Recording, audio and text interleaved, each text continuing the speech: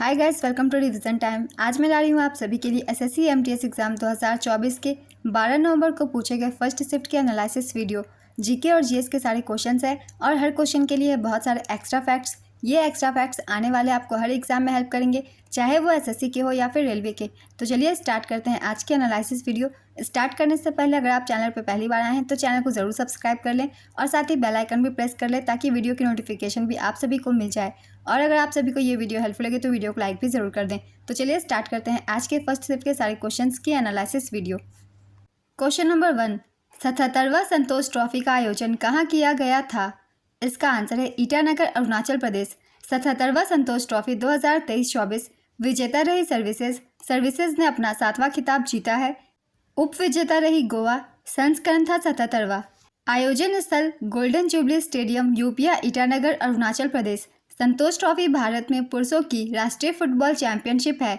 इसकी शुरुआत 1941 में हुई थी। सबसे सफल टीम पश्चिम बंगाल है। पश्चिम बंगाल ने कुल 32 बार यह खिताब अपने नाम किया है। पिछले वर्ष कर्नाटक ने मेघालय को हराकर यह खिताब हासिल किया था। काफ़ी रिसेंट के करंट अफेयर्स की ये क्वेश्चंस है। मैंने काफ़ी बार इसे बताया है अपने करंट अफेयर्स की वीडियो में। अगर आप चाहते हैं तो वहाँ से रिविजन कर सकते हैं बहुत कम समय में। नेक्स्ट क्वेश्चन, पंडित बिरजू महाराज का संबंध किस शास्त्रीय नृत्य से है? इसका आंसर है कथक। पंडित बिरजू महाराज लखनऊ के कालका बिंदादिन घराने से संबंधित है। पंडित बिरजू महाराज को 1964 में संगीत नाटक अकादमी पुरस्कार, 1986 में पद्म विभूषण, 1987 में कालिदास सम्मान, 2002 में लता मंगेशकर पुरस्कार से सम्मानित किया जा चुका है। कथक से संबंधित कुछ महत्वपूर्ण कलाकारों के नाम हैं। इनसे भी क्वेश्चन पूछे जाते हैं। चलिए एक बार रिवीजन कर लेते हैं। बिरजू महाराज, लच्छू महाराज, अच्छन महाराज, सुखदेव महाराज, गोपी कृष्ण, मालविका सरकार, चंद्रलेखा, शंभू महाराज, सितारा देवी, शोभना नारायण, जमायती जोशी। इन सभी का संबंध कथक से है। कथक नृत्य उत्तर प्रदेश का शास्त्रीय नृत्य है। साथ ही यह राजस्थान और उत्तर भारत का नृत्य है। मध्यकाल में इसका संबंध कृष्ण कथा एवं नृत्य से था। कथक में 3 प्रमुख घराने हैं, लखनऊ घराना, बनारस घराना और जयपुर घराना। आइए इन घराने के बारे में कुछ महत्वपूर्ण बातें जान लेते हैं। बनारस घराना, इस घराने की उत्पत्ति उत्तर प्रदेश के वाराणसी शहर में हुई और इसकी विशेषता लयकारी, लयबद्ध नाटक, तांडव मर्दाना और लास्य स्त्रीलिंग तत्वों पर जोर देना है। बनारस घराना अपने जटिल फुटवर्क और सुंदर चाल के लिए जाना जाता है। अब जानते हैं लखनऊ घराने के बारे में। लखनऊ घराना, जिसे पूरब घराना भी कहा जाता है, कथक के सबसे पुराने और सबसे प्रभावशाली स्कूलों में से एक है। यह अपने सुंदर नाजुक चाल और जटिल फुटवर्क के लिए जाना जाता है। जयपुर घराना, जिसे जयपुर अतरौली घराना के नाम से भी जाना जाता है, तकनीकी सटीकता और लयबद्ध जटिलता पर जोर देने के लिए जाना जाता है। रायगढ़ घराना, जिसे कालका बिंदादिन घराना भी कहा जाता है, कथक का एक अपेक्षाकृत नया स्कूल है जो 20वीं शताब्दी की शुरुआत में छत्तीसगढ़ के रायगढ़ शहर में उभरा। यह कलाबाज चालों और मार्शल आर्ट से प्रेरित तकनीकों के उपयोग के लिए जाना जाता है। नेक्स्ट क्वेश्चन, अलीवर्दी खान की मृत्यु के बाद डैश बंगाल का नवाब बना? इसका आंसर है सिराजुद्दौला। 1740 में अलीवर्दी खान बंगाल, बिहार और उड़ीसा का नया नवाब बना। 1756 में अलीवर्दी खान की मृत्यु के बाद सिराजुद्दौला बंगाल का शासक बना। बंगाल के पहले नवाब मुर्शिद कुली खान थे। मुर्शिद कुली खान नासिरी राजवंश से बंगाल के पहले नवाब थे। उन्होंने 1717 से 1727 तक शासन किया था। फर्रुखसियर ने उन्हें 1717 में मुर्शिदाबाद का नवाब निजाम के रूप में नियुक्त किया। सरफराज खान नासिरी वंश से बंगाल के तीसरे नवाब थे। अलीवर्दी खान अफसार वंश से बंगाल का नवाब था। मीर कासिम नस्वी वंश से बंगाल के दूसरे नवाब थे। नेक्स्ट क्वेश्चन, भारतीय संविधान में 11वां मौलिक कर्तव्य कब जोड़ा गया? इसका आंसर है वर्ष 2002 में। काफ़ी बार मैंने इसे एक्सप्लेन किया हुआ है एक्स्ट्रा फैक्ट्स में। चलिए एक बार फिर से रिवीजन कर लेते हैं। जिन लोगों ने नहीं देखा है उन लोगों के लिए 86वें संविधान संशोधन अधिनियम 2002 द्वारा संविधान में 11वां मौलिक कर्तव्य जोड़ा गया। 11वां मौलिक कर्तव्य 6 से 14 वर्ष की आयु के बीच बच्चों को शिक्षा के अवसर प्रदान करता है। जब 11वां मौलिक कर्तव्य जोड़ा गया उस समय भारत के प्रधानमंत्री अटल बिहारी वाजपेयी थे। प्रारंभ में संविधान में केवल 10 मौलिक कर्तव्य थे। भारत के संविधान में मौलिक कर्तव्यों का उल्लेख अनुच्छेद 51A में किया गया है। मूल संविधान में मौलिक कर्तव्यों की कोई सूची नहीं थी। 42वें संवैधानिक संशोधन अधिनियम 1976 द्वारा भारतीय संविधान में मौलिक कर्तव्यों को जोड़ा गया। 42वें संविधान संशोधन द्वारा भारतीय संविधान में भाग 4A और अनुच्छेद 51A को जोड़ा गया। स्वर्ण सेन समिति की सिफारिश पर मौलिक कर्तव्य को भारतीय संविधान में जोड़ा गया। मौलिक कर्तव्य के विचार को रूसी संविधान से ग्रहण किया गया था। मौलिक कर्तव्य से ये सारे पॉइंट्स बहुत ही इंपॉर्टेंट है। इन सभी पॉइंट से अलग अलग क्वेश्चन पूछे जाते हैं, न सिर्फ एसएससी एमटीएस के एग्जाम में बल्कि हर एग्जाम में इस टॉपिक से क्वेश्चन पूछे ही जाते हैं। इसलिए इन सभी पॉइंट्स को आप सब अच्छे से याद कर लीजिए। अगला प्रश्न है, भारतीय राष्ट्रीय कांग्रेस की प्रथम महिला अध्यक्ष कौन थी? इसका आंसर है एनी बेसेंट। हम भारतीय राष्ट्रीय कांग्रेस के कुछ महत्वपूर्ण बैठक और अध्यक्ष के बारे में एक बार रिविजन कर लेते हैं। उन पॉइंट्स को ही याद करेंगे जिनसे एग्जाम में क्वेश्चन पूछे जाते हैं, बहुत ही इंपॉर्टेंट। भारतीय राष्ट्रीय कांग्रेस का गठन 1885 में इंपीरियल सिविल सर्विस के सदस्य ए.ओ. ह्यूम द्वारा किया गया था।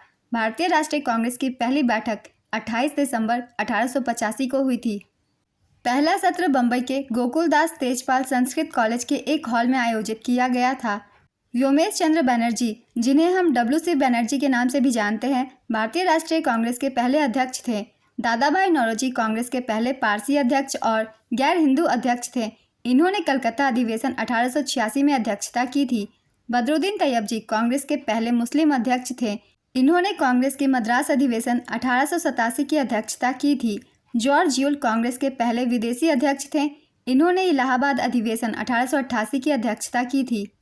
एनी बेसेंट कांग्रेस की पहली महिला अध्यक्ष थी। इन्हें कलकत्ता अधिवेशन 1917 में अध्यक्ष नियुक्त किया गया था। सरोजनी नायडू कांग्रेस की पहली भारतीय महिला अध्यक्ष थी। इन्हें कानपुर अधिवेशन 1985 में अध्यक्ष नियुक्त किया गया था। स्वतंत्रता के समय जे.बी. कृपलानी कांग्रेस के अध्यक्ष थे। पटाभी सीतारमैया आज़ादी के बाद कांग्रेस के पहले अध्यक्ष थे। ये सभी अध्यक्ष बहुत ही इंपॉर्टेंट है क्योंकि ये अपने अलग अलग क्षेत्रों में पहले थे। इन सभी अध्यक्षों के नाम याद रखेंगे। पहले भी मैंने एक्सप्लेन किया हुआ था, एक बार फिर से कर दिया। जिन लोगों ने नहीं देखा है उन लोगों के लिए। नेक्स्ट क्वेश्चन, कोबाल्ट किस विटामिन में पाया जाता है? इसका आंसर है विटामिन B12। नवंबर 2023 में SPG किसे नियुक्त किया गया? इसका आंसर है आलोक शर्मा। आलोक शर्मा विशेष सुरक्षा समूह SPG के निदेशक हैं। वे 1991 बैच के उत्तर प्रदेश कैडर के IPS अधिकारी हैं। SPG भारत सरकार की एक संघीय एजेंसी है। इसकी स्थापना 1985 में हुई थी। SPG यानी विशेष सुरक्षा समूह भारत सरकार की एक एजेंसी है। इसका काम भारत के प्रधानमंत्री और उनके परिवार की सुरक्षा करना है।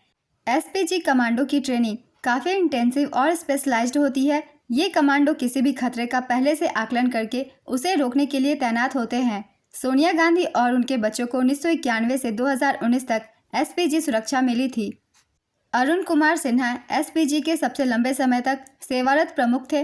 वे केरल कैडर के 1987 बैच के IPS अधिकारी थे। नेक्स्ट क्वेश्चन, कलिंग के राजा खारवेल किस वंश से संबंधित थे? इसका आंसर है महामेघवाहन वंश। कलिंग के राजा खारवेल महामेघवाहन वंश से जुड़े थे। खारवेल कलिंग के चेदी वंश के तीसरे शासक थे। वे कलिंग के सबसे शक्तिशाली राजा थे। खारवेल ने 193 ईसा पूर्व से 170 ईसा पूर्व के बीच शासन किया। खारवेल को एरा, महाराज, महामेघवाहन और कलिंगाधिपति जैसे नामों से भी जाना जाता है। खारवेल के बारे में जानकारी ओडिशा के भुवनेश्वर शहर के पास उदयगिरी पहाड़ी में स्थित हाथी गुम्फा शिलालेख से मिलती है। खारवेल जैन धर्म का अनुयायी था। नेक्स्ट क्वेश्चन, नेपाल का राष्ट्रीय पशु क्या है? इसका आंसर है गाय। नेपाल का राष्ट्रीय पशु गाय है। नेपाल ने 20 सितंबर 2015 को अपना संविधान अपनाया था। नेक्स्ट क्वेश्चन, कौन सा कार्बोहाइड्रेट दूध में मौजूद होता है? इसका आंसर है लैक्टोज। लैक्टोज एक कार्बोहाइड्रेट है जिसमें ग्लूकोज का एक अणु और ग्लैक्टोज का एक अणु एक साथ जुड़ा होता है। लैक्टोज का रासायनिक या आणविक सूत्र C12H22O11 है। नेक्स्ट क्वेश्चन, मेहरानगढ़ किला किसने बनाया था? इसका आंसर है राव जोधा। मेहरानगढ़ किले का निर्माण राठौड़ वंश के राजपूत शासक राव जोधा ने करवाया था। यह किला 1459 के आसपास बना था। हालांकि इस किले का ज़्यादातर हिस्सा 17वीं शताब्दी में बना था, जिसे राव जोधा के उत्तराधिकारियों ने बनाया था। नेक्स्ट क्वेश्चन, 1970 में कुचिपुड़ी नृत्य के लिए पद्मश्री अवार्ड से किसे सम्मानित किया गया था? इसका आंसर है वेदांतम सत्यनारायण शर्मा। वेदांतम सत्यनारायण शर्मा, जिन्हें सत्यम के नाम से जाना जाता है, एक भारतीय शास्त्रीय नर्तक और नृत्य रचनाकार थे। उन्हें कुचिपुड़ी के शास्त्रीय नृत्य के प्रमुख प्रतिपादकों में से एक माना जाता है। कुचिपुड़ी से जुड़े हुए कलाकारों के नाम भी हम एक बार रिवीजन कर लेंगे। स्वप्न सुंदरी, वेदांतम सत्यनारायण, वेमंती चिन्ना सत्यम, राधा रेड्डी, राजा रेड्डी, यामिनी कृष्णमूर्ति, लक्ष्मी नारायण शास्त्री, इन सभी का संबंध कुचिपुड़ी से है। नेक्स्ट क्वेश्चन, टेनिस में डबल फॉल्ट का मतलब क्या होता है? इसका आंसर है अगर कोई खिलाड़ी लगातार 2 सर्विस फॉल्ट करता है तो इसे डबल फॉल्ट कहा जाता है। इस स्थिति में खिलाड़ी अंक खो देता है और वह अंक उसके प्रतिद्वंदी को दे दिया जाता है। डबल फॉल्ट शब्द टेनिस और बैडमिंटन दोनों खेलों से जुड़ा हुआ है। Next question, the Maurya the legend of Ashoka पुस्तक के लेखक कौन है? इसका आंसर है कोमल भंवर। नेक्स्ट क्वेश्चन, निम्नलिखित हिमालय की पर्वत चोटियों में से कौन सी भारत में स्थित नहीं है? धौलागिरी, नंदा देवी, महेंद्रगिरी, गुरु शिखर। इसका आंसर है धौलागिरी। नंदा देवी उत्तराखंड राज्य में स्थित है, महेंद्रगिरी ओडिशा राज्य में स्थित है, गुरु शिखर राजस्थान राज्य में स्थित है, धौलागिरी नेपाल देश में स्थित है। इसकी ऊंचाई 8,167 मीटर लगभग 26,795 फीट है। तो इस क्वेश्चन का सही आंसर होगा धौलागिरी, क्योंकि ये नेपाल में स्थित है। नेक्स्ट क्वेश्चन, मोगूबाई कुर्दीकर किस संगीत से संबंधित है?